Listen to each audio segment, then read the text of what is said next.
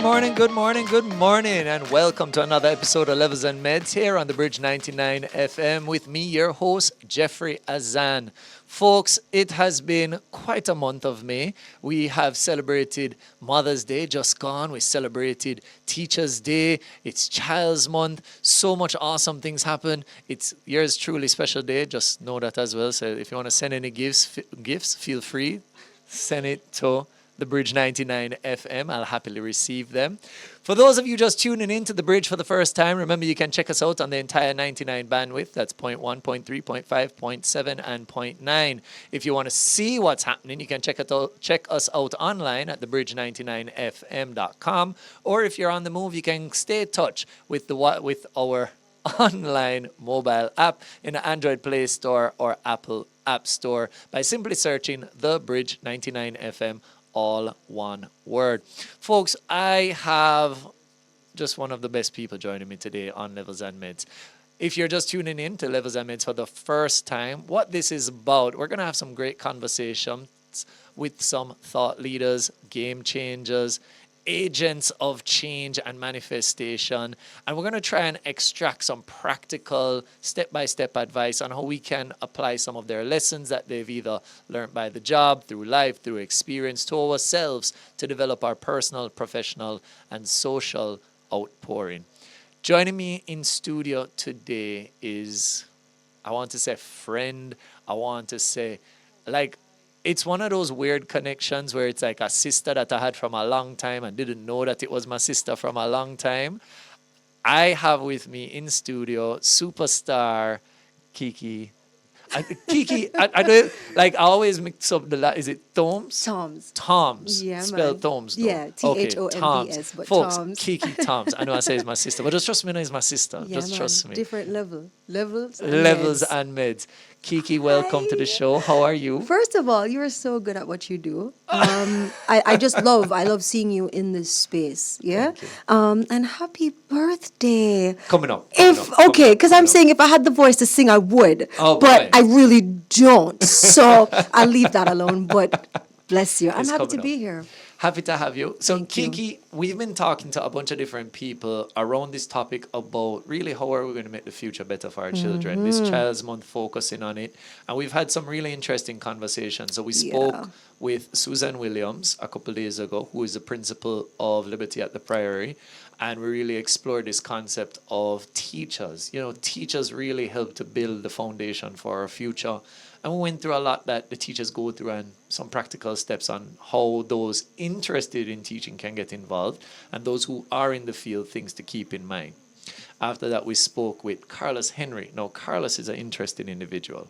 Carlos is a customs officer, but he spent the last 30 years in volunteerism, giving back in the social Yeah, spaces. yeah. And he spoke, we kind of went around how can men get involved in impacting the lives of children. Plenty points of that. Yeah. Now, for today's episode, I was really sitting and thinking, I was like, Mother's Day just passed. Happy belated Mother's Day. Thank you. Mother's Day just passed. Who is that boss mom that we can bring on to really share with the people not just how she's made an impact with her family, but how she's making an impact for that next generation overall? And well, let's just say your name was at the top of the list. Thank you. And I was super Thank you. happy when you said ready, available, Then I let's must- do it. Then I must, So we're man. here. Yeah, we are here. But I just want to be clear that even though, the reference is, oh, boss mom, I think I'm probably a boss mom because I've done it 4 times over. And so I've had to fail a couple times to learn a couple lessons, There you go. because my youngest is 5, my eldest is 24, which would mean that I have spanned That's a the 19. gamut. Yeah. And every generation has different issues, so to speak. And every generation you have to give different type of grace and different type of understanding, all while you yourself are still trying to grow. There we go. And that's really where I want to even kick off this conversation. I believe it's very important to, if you're going to understand the lessons, you have to understand the teacher a little bit. That's a personal bias I have, and I found it to be true in a number of areas. So, I mean, we don't need to get into the science of how you became a mom. I feel like that's simple biology. Yeah. Right? But you yourself have undergone massive personal transformation in your life. Yeah. For those who don't know you, can you just give them the quick, condensed, guys? You can go and get our book at Fontana if you want the full Thank story. you. Yeah.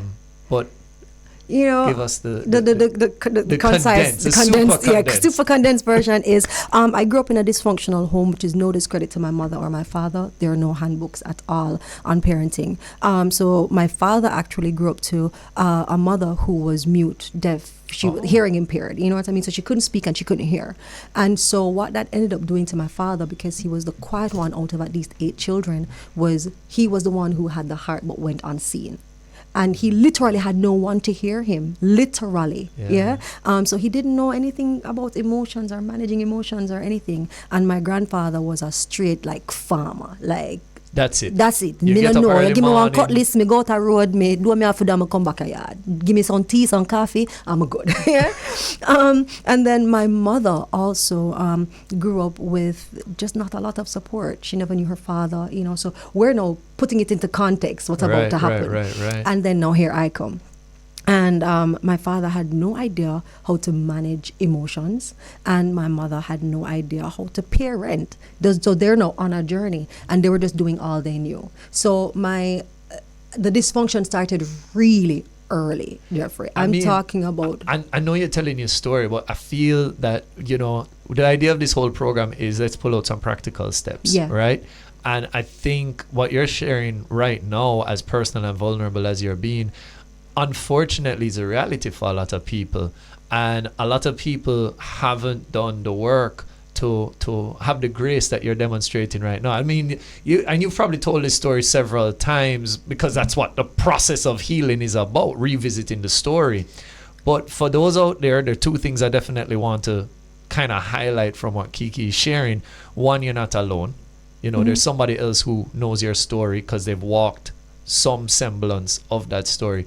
But 2, if you're going to move on, you have to kind of have the grace to kind of accept that they are who they are. That you do, and they're amazing people. Like, I'm able to say that, and I think so often because of the hurt and the trauma and the pain, we want to blame somebody. Yeah. Like, listen. So no, my thing is not about necessarily blaming, and my story has evolved because at first it's very tempting to say, hey, but you did. But no, when you realize and you grow and you exercise grace, you understand that they didn't know any better, because if they did, they would have done it. Right. You know? They were doing the best with that what they they had. could. Exactly. You know, but that doesn't mean, so my thing is, not because you didn't create the mess means that you didn't create it, but you have to clean it, is what I'm saying. So it's my life. You know what I mean? They brought me here physically, but I'm a whole being unto myself. I'm a whole divine entity in this physical form. So I can't allow their limitations and how they poured into me to limit the rest of my life. So I had to do a lot of healing work. But yes, I grew up in a dysfunctional home, as I was saying. It was physically abusive. There's a story of my father holding my head under a lampshade, one of them big old lampshade back in the day, because I was crying and wouldn't stop.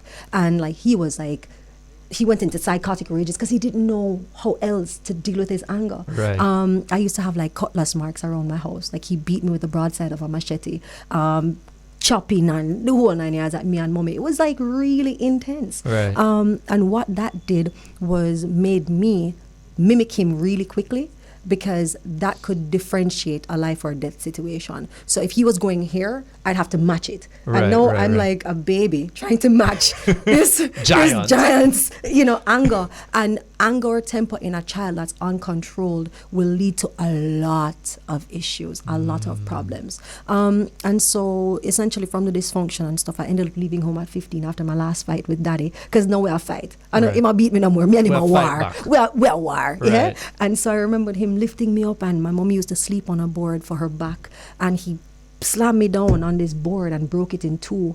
And I used, one of them old phone there where the dial up them. So for our younger viewers, phones used to be attached to the house, and there were these massive devices, and they probably weighed anywhere from 5 to 15 pounds depending on the one that you had. And I took up a phone and broadsided him straight across. Like, we were going at it. Wow. And in that moment, and you have to bear in mind that I'm still a daddy's girl, because I understood very early that he didn't necessarily know what he was doing. So I had to, at that age, understand grace of loving you, but say, yo, you're not gonna kill me, 'cause Right. this just not gonna work. Right. And so we ended up in our last fight, and I left home. And so I left home and I was bouncing all over, and someone said, hey, you know, I have an opportunity for you to make some money. How about taking drugs to the States? I said, okay, let me see if I can make some money, because I'd like to just rent somewhere. That's my naive childlike mind. Right. Because what it is, when you also go through trauma, you don't necessarily see the bigger picture. You're always in survival mode. And when you're in survival mode has you like by the throat. So Right. you can't see things differently. So I did. I was used as a decoy. And then I ended up getting arrested at the age of, I had just celebrated my 19th birthday. And then about 2 weeks after I got arrested, I found out I was pregnant with my first child. So I had my first child in jail, spent 2 years in jail. And then I came home on the night of my dad's night because he died in a car accident. So when you talk about whole heap of gone, whole heap of trauma, and I never had an opportunity to raise my first child. Right. And then along the way, ended up as a single mother at the age of 27. And yeah, it's just been an up and down journey since then. But I think for me, I give thanks, because the moment that I got arrested at the age of 19, my entire life changed, because it was now staring me in the face. Carrie, what are you going to do with your life? Like, look around you. Who you going to blame? Who you going to blame? What is going on? This is your life. What are you going to do? And so I've just been on that mission since then. I'm now 43. So that's been a couple of years of non-stop work on self. It not stop, Papa. It not stop. I mean, folks, I knew this was going to be a powerful episode, but I mean, and I knew the generals of the story. I never know the specifics like that. Yeah, Wow. It's been trauma. It's been a lot of pain, a lot of, even suicide attempts as a child. Because as a child, I wasn't able, and I think we have to be very aware of this when we speak of suicide. There are some people who will, like children in particular, who want to be here, but will still attempt suicide because they feel like they're a burden. Or So- it's the only answer, And it's the only to the answer situation. to the situation, because they're trying to find peace, you know. Right. So on many levels, I've been there and done that. You know, who could have smoked like Carrie back in the day? You know what I mean? Who could have drink like Carrie back in the day? Me Right. had liquor, 7 guineas at that time, 1 pack of craving. It was just like, but I was just numb. Right, I right, was right. numb. I was numb from my dad's death. I was numb from not having my child. And the first thing that met me was judgment. Nobody could stop to see beyond anything. And that's what happens a lot in society. And I feel like that just took us exactly where I was hoping it would go, is this idea of accountability for oneself, action, for ourselves, but also how do we see past I personally see, how do we see past the mask? Because I think a lot of us put on tough faces or strong personas for survival, and when we interact with others and we're wearing our strong mask, we want them to see past it, but we don't know how to let them see past it, because this is how I survive, this is how I function, this is how I protect myself. How, if you can, because as you're saying, you know, you had to build this person as a response to numbness, as a response to processing everything. How did you eventually step out of that persona and, I dare say, step into who you are always meant to be? So first of all, I just think that we're and I don't want to let me say it loosely, Okay. yeah? But I think we're all broken. Until we do the work, we are literally all broken. Did we come into the world broken? No. We Right. came into the world as perfect beings, but we came into a world that was already broken. And based on who you would have been, you know, whose care you would have been entrusted in, there's a lot of pouring in that's going. So it's just like a computer. You know what I mean? Garbage in, garbage out. You know what I mean? Amazing things in, amazing things out. Right. And that's just the human capacity. Our brain is like the greatest computer known to man. So when someone, from their limiting standpoints, program you to say, oh, insecure, oh, anger, oh, you're not going to come out to be anything, oh, you're workless like your papa. Like, they're just programming you. And here's the biggest atrocity of all. It's not if they are programming you, but the real killer is when you start believing it. And oftentimes as children, we are so vulnerable, we don't even realize that we've started believing the lies. So I even want to stop using the word believe, because even the word believe has lie in there, which means that you're being a lie and living a lie for something that you never were. And then by the time you're now going to have to believe the truth about who you are, the truth is going to start feeling like a lie. Yeah? So I've just stopped trying to use the word believe. It's just a knowing. It's just a knowing that you are meant for more. You are more than your past. You are more than the trauma. You are more than all of that. Sometimes you just have to wipe your own board clean and start making your own markings. Yeah? So for me, I just say, I'm mind, body, and spirit, which I'm aware of, and I'm not being blasphemous in any way, but I just know that I feel like I am God being expressed as Carrie in this physical form. Yeah? And I just feel that the energy that keeps us all alive is a divine energy, it's source. So when they say we all are one, it's not because we're physically one, it just means that the source that's in you, that keeps you alive, is the same source that's in me. Yeah? So energetically, we just have to ensure that we become so aware that we know exactly who we are and how we want to live. In terms of you mentioning a while ago of letting go one persona to become another, a mental chop, me get mental chop, Yeah, but understand this, like when my father was doing this, it was a psychological battle. I've been able to overcome a lot, and I still push through, but there's some areas that I still have to work on, Right. So, for example, tempo was something that saved me.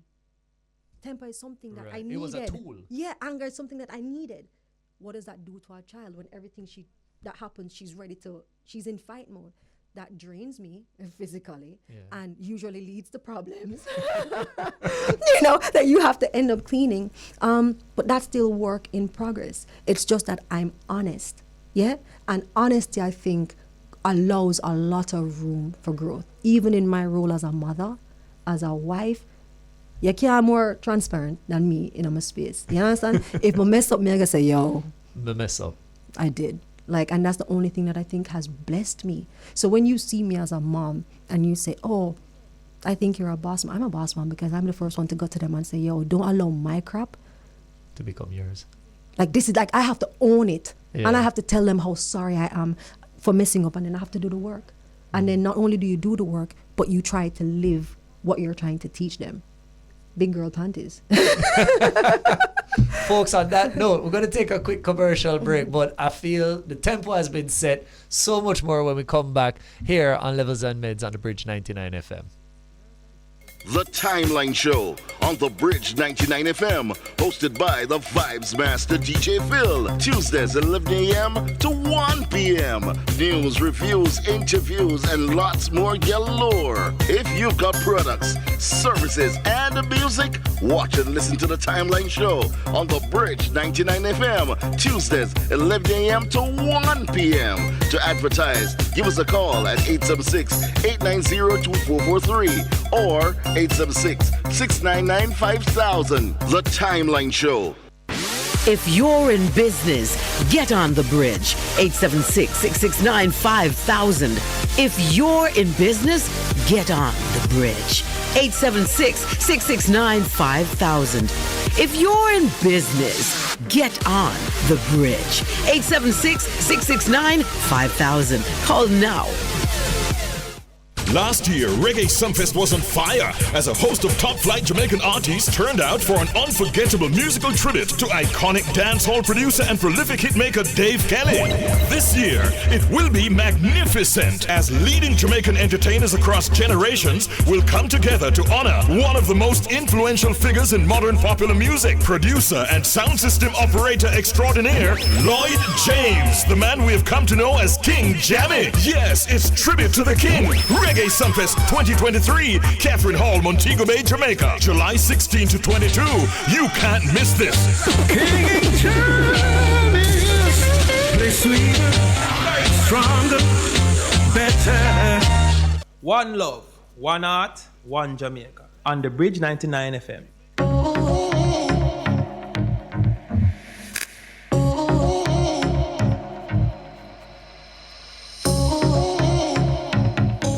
Folks, we're back to Levels and Medz here on the Bridge 99 FM with me, your host, Jeffrey Azan, and joining me in studio is none other than the superstar Kiki Tomes.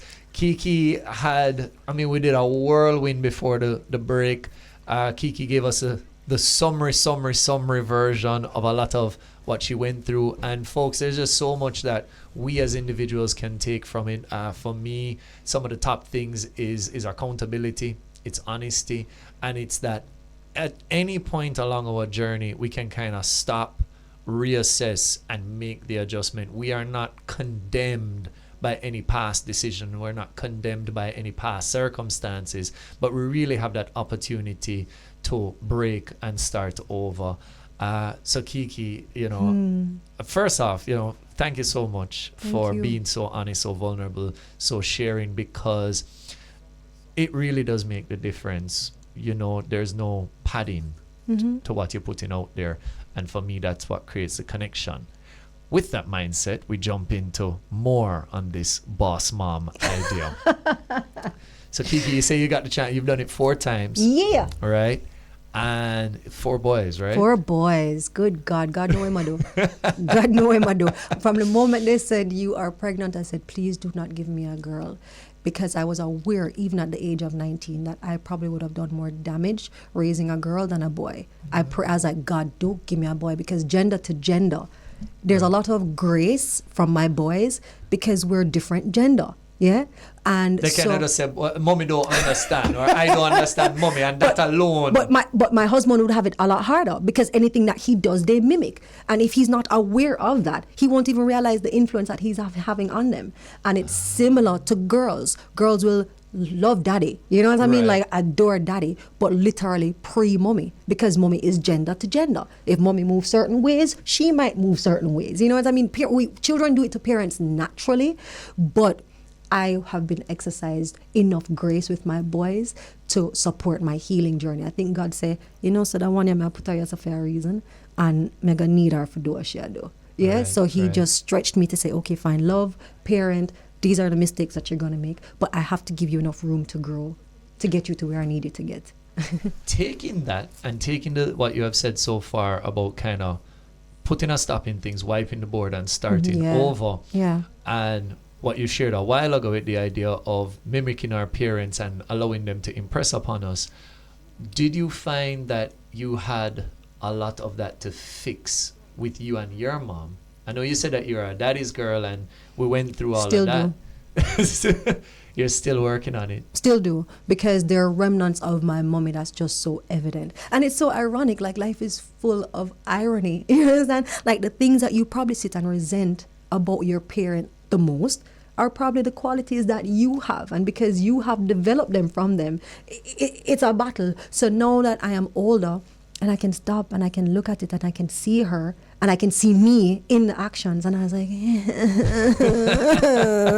I still got more work to do. But it also makes me exercise that much more grace. You know what I mean? Mm-hmm. But sometimes it just feels like, as I said, for me personally, it just feels like an ongoing thing. And oftentimes I feel like sometimes your environment needs to change as well, because sometimes your environment, based on your creating of it, kind of allows you or tempts you to stay the same way. True. Yeah, and sometimes you just really have to break free and start fresh. So I'm always open to change, because growth has to happen. On that note, I was listening to a speaker just this morning, Dr. Darius. He's a preacher, and he was speaking about every new level is a new season, and a new season requires a new rhythm. Same so. And so to that point, you've had 4 boys. Yeah. Each of them being their own person, I'm sure. You, on your journey of personal change and growth, how have having these boys in your life, how have they affected your rhythm, each one to their own?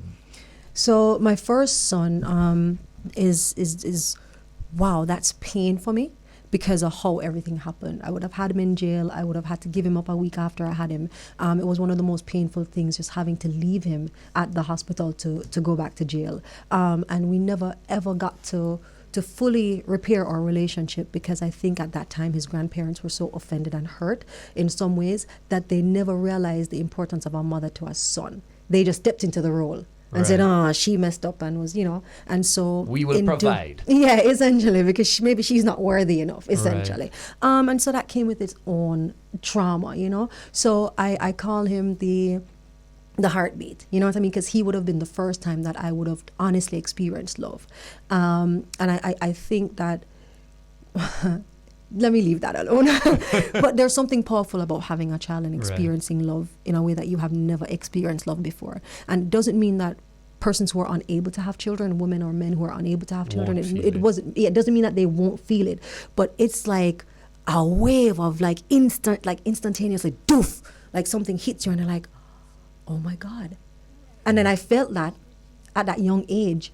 And then I had to readjust and recalibrate because they were about to take him from me. Right. And so in order to last for the rest of my jail sentence, I was like, okay, there's milk coming out of my breast and I have stretch marks, but maybe I just don't have a baby. I had to just, I was Just aware of him, mental. but I had to mentally just compartmentalize. And then by the time I got here and I saw him, I remember the very first day I saw him and I felt a wave of just embarrassment wash over me.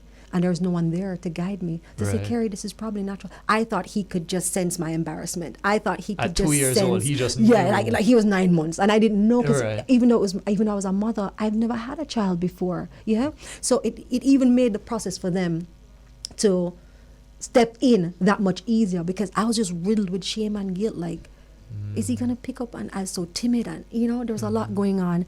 And then by the time I ended up with my second son, I ended up as a single mother. So now that's if you thought you knew anything before.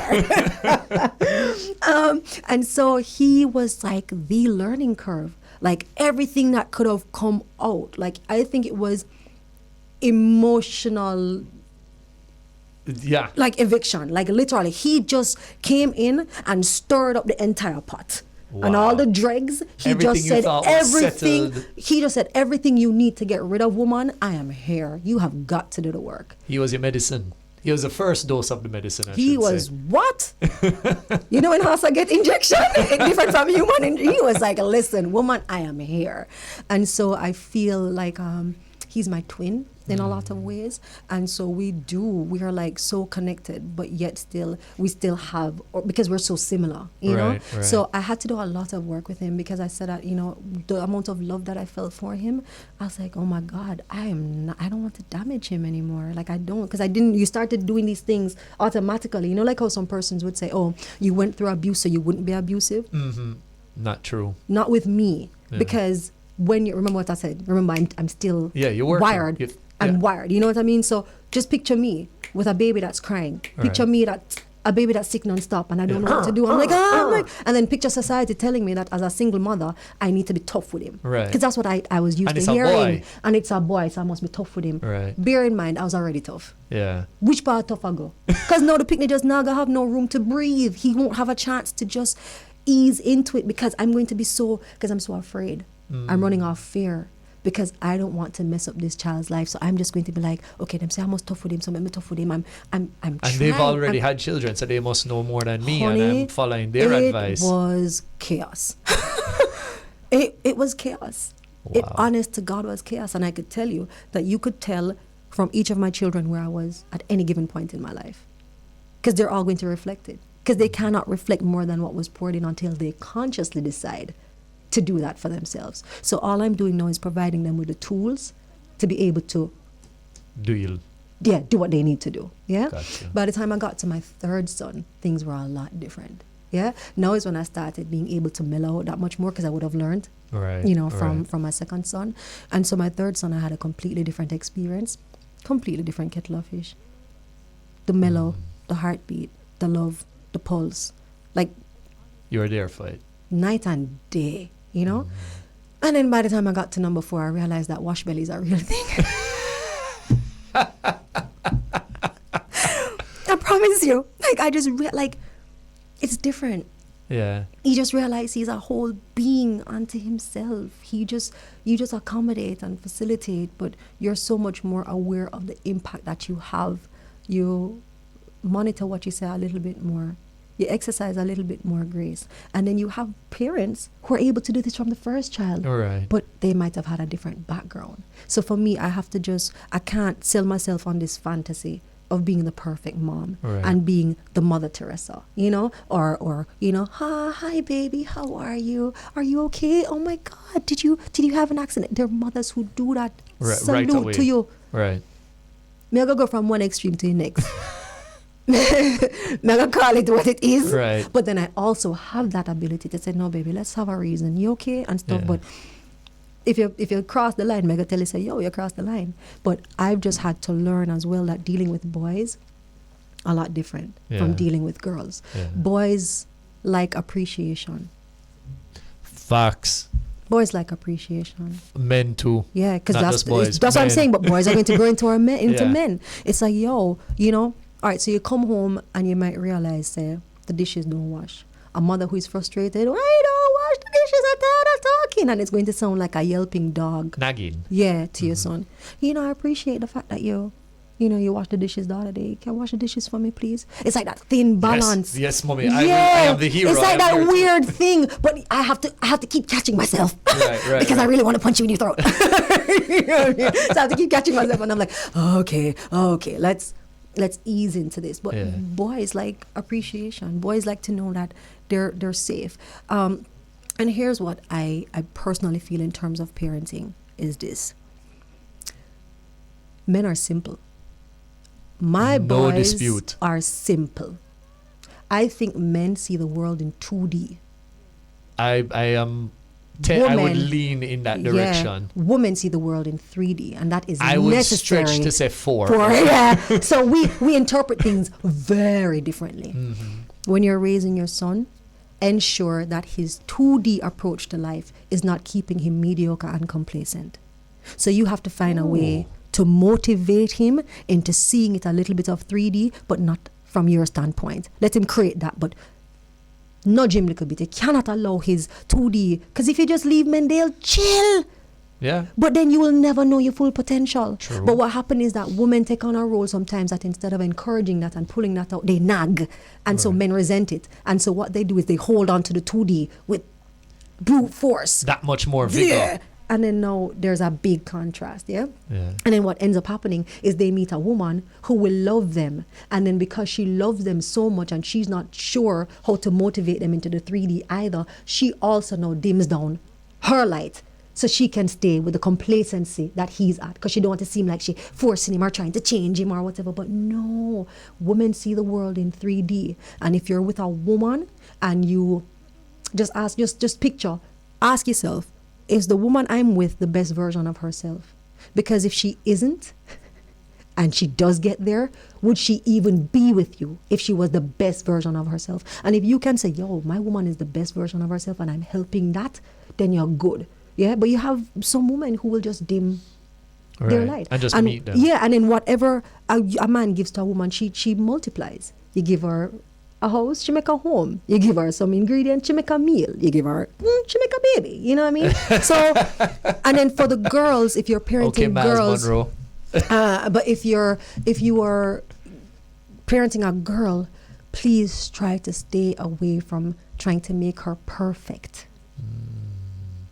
So you have to motivate the boys to see life in a little bit more than 2D. But for your girls, don't. Try your best, because they automatically come into this world wired, and in a society that places so much pressure on them, even more than the boys. You understand? My son is confident, even when him no need for confident. Who can confident more than him? Right. Hardly any insecurities are there, but it's different Yeah. from what I see with the girls. You see the little girls and they're walking in, and either them or try too Either they're hard. pushing up yeah, they're or pushing they're up, or actually they're curling yeah. back. Yeah. And it's just like, it's rare that you just see, like a little girl who's just really comfortable within her skin. So I think as a parent, I said just guide your little girl, allow her to understand that it's progress and process, not perfection. And for your boys, just let them know that the life is more than 2D. I can't be mediocre with you. So if you haven't worked on the second book yet, let me be the first to endorse. I think a whole book on parenting just came out a while ago. No, I'm so serious. Kiki, there's so much I want to dissect, even on a personal level. Yeah. A lot of what you shared a while ago and how it resonated. And even in my personal life, this is a constant conversation I have with people in general, where I think, one, yes, I have the 2D vision, but I also think I amplify it by being a minimalist. Now, when I do that and I'm around super successful people like yourself, and you guys are saying, we're going to take on the world. No, so and let I'm me correct you right "Ooh." away. No, Okay, honey. correct. You, and it's correcting with love, but you are not 2D. Do you get up every day intentionally trying to be the best version of yourself? Yes. If I say to you, hey, Jeff, as a friend, I'm seeing this and I just want to suggest this to you, are you open to examining yourself and possibly changing if you see the need for it? For sure. Yeah. Are you going to get defensive if someone calls you out on something and say, yo, I just your fault, like your problem, that I'm good with me? Definitely knee-jerk reaction, but I will eventually process it. You're not 2D. 2D is a gentleman who is just chill. Like, no matter what you tell him, no matter what you ask him, no matter what you This is my encourage him. road. I just summertime, like. That's it. Interesting. Okay. So you're not, no. So all men are 2D. All men see the world in that way. You need it because if you follow us, Right. it's just a lot, right? Right. But if you're the balance. You are the level-headed, logical balance to our mystical magic. Like we are magical beings. Like women, we are from head to toe. Yeah, you can't even fathom us essentially. But that we need the balance. It's just stop getting the lines and the wires crossed. Like respect is a man's birthright. Yeah.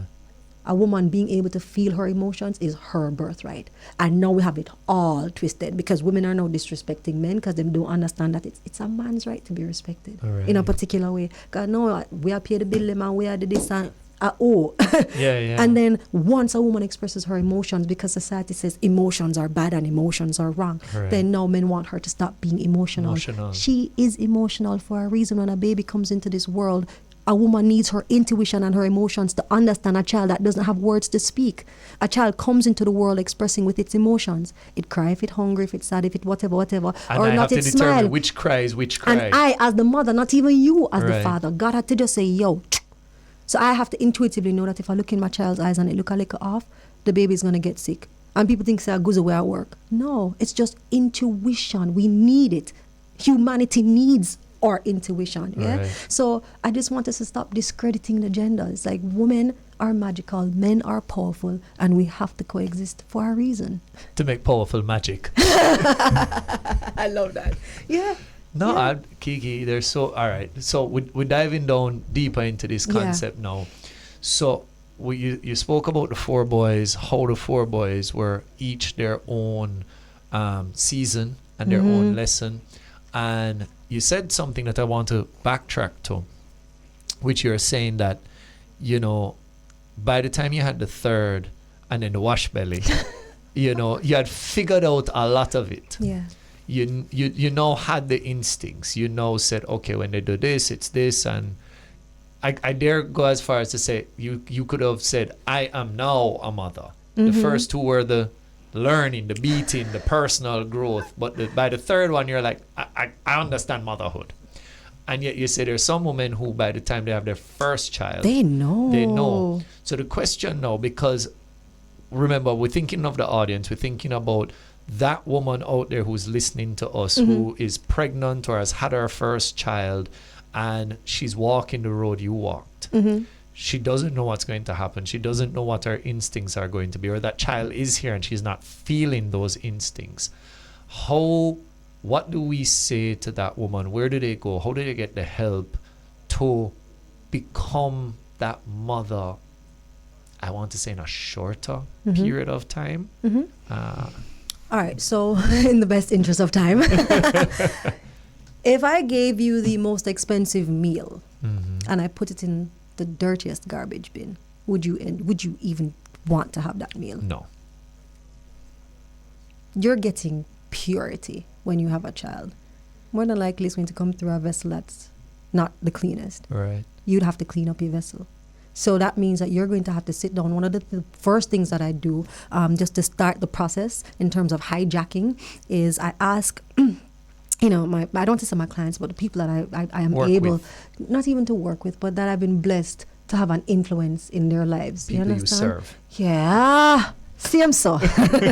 Yeah. But the people that I've been blessed to serve, 'cause if they're not seeking, then I am null and void, right? Right. And the teacher is only as good as the student. Absolutely. Like, that's just a given. So I asked them to draw a circle on a page.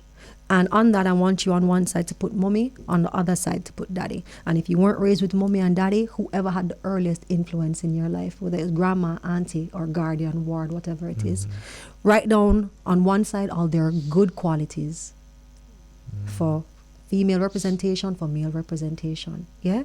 Regardless of the fact of whether there was a father or mother in the No, picture. man, yeah, just male just representation, women, female yeah, representation. early, but it has to be for your earliest influence, because Okay. everything influences us. Write down all the good qualities, yeah, and then look at it for a while and say which one of these qualities you actually possess. Yeah, all right. So now we have the good. Let's now look at the not so good. Let's get another page. Do the same thing. Circle representing you. One side male figure or female figure, and the other side, and write down the not so good qualities. I like that you're not saying bad. It's the Not so good qualities. And remember, take a look honestly. You have to take off the mask, Right. At some point in your life, you have to go take off the mask and look at this list and say, yo, which one of these are me? That's the sum total of who you were curated to be, not who you were created to be. Then you have to go flip on next I page. feel like that's like a pull up, stop the record, everything a while ago. Hold on. Yeah, no. man. That's who you were curated to I curate be. them, curate we, until you stop and define you for you, Jeff. You're just a curated version. But that's not who That's was not who you were created. created. No. Then you have to stop and look at that and say, all right, no, let me just really define myself for me. Let me look at this and say, all right, cool. If I am this person with these not so good qualities, how do I show up in a space? And what are the repercussions of that? Yeah? Right. If you're, for example, if people are always telling you, for example, yo, you stay a certain way, yo, why you stay so? It can't be 100 people wrong, Papa or Missy. It must mean something there. But just like a car, we all have blind sides. But ego will make you not want to pay attention to the blind sides. Because what it is we feel that any form of criticism is pain. And we don't want that. We don't want nobody tell we say we can be better. No, we in the car cruise, but just lower my blind side until you crash. Right. Or Where that come from? Or until you just continue going. But as you're going, your blind side, you're hitting people down. Yeah. And you don't even realize Yeah. of how much damage is being done. Because what happens is when you're so hurt, especially as a child, that you make your world to protect you, but you make the world all about you. You're the sum total of the world you've created. And the world is way too big. It's almost like a bad man in a Jamaica take him and drop him in the deepest part of Africa. Shell out. Don't have a clue what to do. It's a different space. Yeah. All the So you bad a badness gone yard, to zero. but it no mean say you go bad abroad. It's different spaces. Right. And similarly, you can take somebody who is quote unquote bad and put him somewhere else and he thrives because now he's being poured into. You understand? Here's all I'm saying. Stop expecting people to pour into you. Stop expecting people to come and wash out a garbage bin. You didn't mess it up, them dump all manner of trash and rubbish in there. Take time and start cleaning it out. Because the persons who did that didn't have a clue what they were doing. But everybody is hostile. It's hostile energy. It's anger. It's disappointment. It's, yo, like, how could they do this to me? But the wounds are really there from childhood. So when you see somebody acting up a certain way, unless you're enlightened to exercise grace to them, it's easy to mimic their energy because we're mimic creatures. That's how we learn. Yeah? So you're Jeffrey. Everybody hears you and has this perception of you, and you're probably even keel. But let's say one day you trigger. Right. And in you triggering, the person that you're interacting with they're going to be triggered by you too. Correct. Versus if Jeffrey's calm, maybe they'll still be triggered. Right. But there's a slight chance that they might also take it down a notch. Right. Because you're staying Increase the even keel. probability. Yeah, based on how. So again, I think every human being who's hearing my voice, you owe it to yourself to do a SWOT analysis on yourself for you. You owe it to yourself to be completely honest, and you owe it to yourself to start forgiving and releasing real ease. You need to have real ease in your life. You need to start releasing some stuff so you can start living. Folks, so much. So I tell you, I really need to go to the bosses of Bridge and ask them for 2 hours because there's so much we'd unpack. Yeah. Well, we're going to take a quick commercial break here on Levels on Meds on the Bridge 99 FM, and when we come back, some final thoughts with the superstar herself, Boss Mom Kiki Tones. And welcome back to the Bridge 99 FM. You are joining me, Jeffrey Azan and Kiki Tomes here on Levels and Meds. Folks, we've really dived into this concept of boss mom, and I'll be honest with you, the conversation took a very different turn than I had originally planned. When I invited Kiki and we were talking about this idea of being a boss mom, I really thought we are going to be exploring the topic of parenting. Like, what are the things that you should do as the parent? And in the break, Kiki and I were having a little back and forth, and she hit me with this line. In fact, Kiki, go ahead and tell the people, like, it kind of sums up everything that we've been talking about. So if you want parenting tips, it's going to start with the parent, and sometimes the parent has to parent themselves. Simple as that. Yeah. Parent has to parent Themselves in order to be a good parent. Yeah. And it's a weird concept even for children to understand, because children are they're smaller. They see you as everything as an adult, and they will think that everything that you say and do is gospel. And anyhow you show up, the way that you show up in their lives, that's exactly what it is. But, I remember seeing something the other day, Tyler Perry, Madea, his character, and he was saying, you are not allowed to pack your pain into your children's suitcase and send them out into the world. Folks, it was a pleasure being a host of Levels and Meds. I think I'm going to leave and just give Kiki the show. Not at all, my honey, not at all.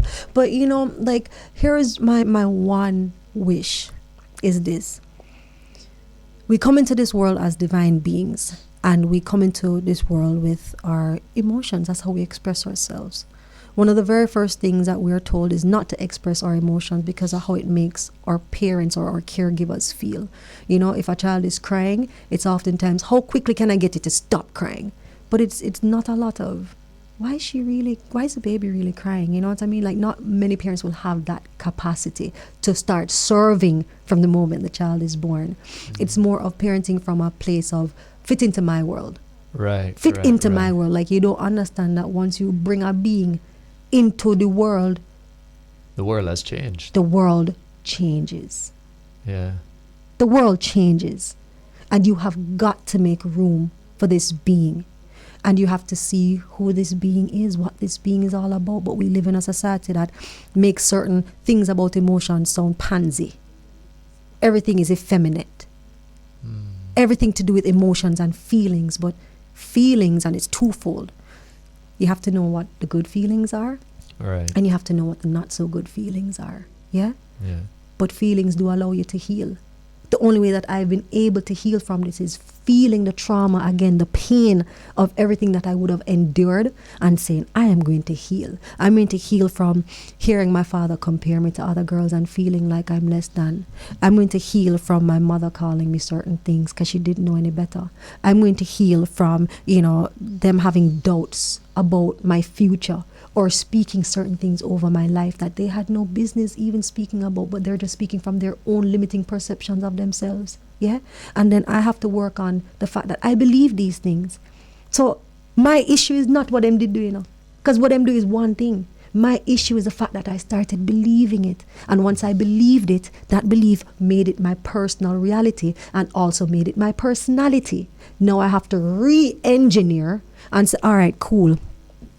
This can no longer be my personal reality. I'm going to have to readjust my personality so I can now have a different experience in this one life that I have to live. A one me got, Jeff, me not have two more put on in a suitcase, I would don't know how long it is. A one me got. Yeah. So at the end of the day, we have to embrace more of what healing looks like, what a healed person looks like, and a healed person can no longer be the anomaly. I can't stick out like a sore thumb. Person can no longer be the anomaly. You can't have me on the show because you think me's a boss man because me run I back at the work myself. That's the only reason why I'm here. Right. This should be the regular. This should be the norm. If we want to fix the society, everybody from pastor to Andrew to every somebody, me I call out every somebody have to help. They have to start healing themselves. A pastor who is broken is just a broken pastor who's going to make his broken mistakes in the lives of people, but have more access because him have an imposter outfit. Yeah. Yeah. The police officer, the lawyer, the teacher who has access to our children that's not healed is just going to be pouring their pain is just into devastating. A government who does not understand how to pour into its people or put the power back in the people's hands by educating them in such a way that they understand that life is more about geo and math and English are doing a disservice to the people, because what you have is I'm a holistic person. Geo, math and English are not the sum total of who I am. They are a part of my But capability. school is going to help you understand more about how I was trained to be if our teachers are armed properly. So if you have, for example, a teacher who deals with a certain personality type, start screening our children from kindergarten, please. Right. Start screening them. See what personality traits they might be displaying. See who might need some more intervention on the background with the parents. Why you don't make that as much as every pick me have to go school, every mother and father have to go down a National Parenting Support Commission and do one parenting course? Why it is that the children are left to raise themselves but the parents get off the handle? No, teach us. Teach us how to become parents. Yeah, help us. Help me help you, Jesus. You know? So like at the end of it, ensure that you are not doing a disservice to the society by leaving it into the hands of the church, into the hands of the teachers, into the hands of the parents. You have to incorporate what you need to incorporate from your mandate, from when you're writing your bills or whatever. You have to make this thing be so acceptable to society that everybody becomes aware that I have to do work on self. And that's how we create a better society. So change up the school system, screen them, find a teacher who deals with these type of personalities. Yeah, start do things differently. And it's not impossible. You know, we have limited time on the show, but I just wanted, because you said all of that, and one thing popped into my head, which was when they had the ban on plastic bags. And Jamaica and the retail community went, there's absolutely no way Jamaica can get rid of the scandal bag, right? And they stood by it, and they pressured the retailers, and they pressured and they fined and they charged. And now if you don't have a tote bag, God go with you when you go shopping. Put your money where your mouth is. If you say you care about me, you have to care about me mind, body, and spirit. All in one. Folks, Kiki Tomes for Prime Minister. No, folks, it's been an awesome time here on Levels and Medz on the Bridge 99 FM. Kiki, thank you so much for passing through. I salute you and I thank you for what you're doing, and you've been the most gracious host ever. Oh, too kind. Thank you. Tell you, I have to have love for her. Have to have love for her. Thank you. Folks, coming up next is a Timeline Show with DJ Phil. I want to give a big thank you to my technician, Kevin, always handling the business, getting stuff done. Folks, you've been tuned in to the Bridge 99 FM. Remember, you can stay tuned on the entire 99 bandwidth. That's 0.1, 0.3, 0.5, 0.7, and 0.9. Watch us online at thebridge99fm.com or stay connected on the mobile app in the Android Play Store or Apple App Store. Find it by simply searching The Bridge 99 FM, all one word. This has been an awesome episode. I look forward to seeing you guys next week. And remember, have a great day and don't stop leveling up.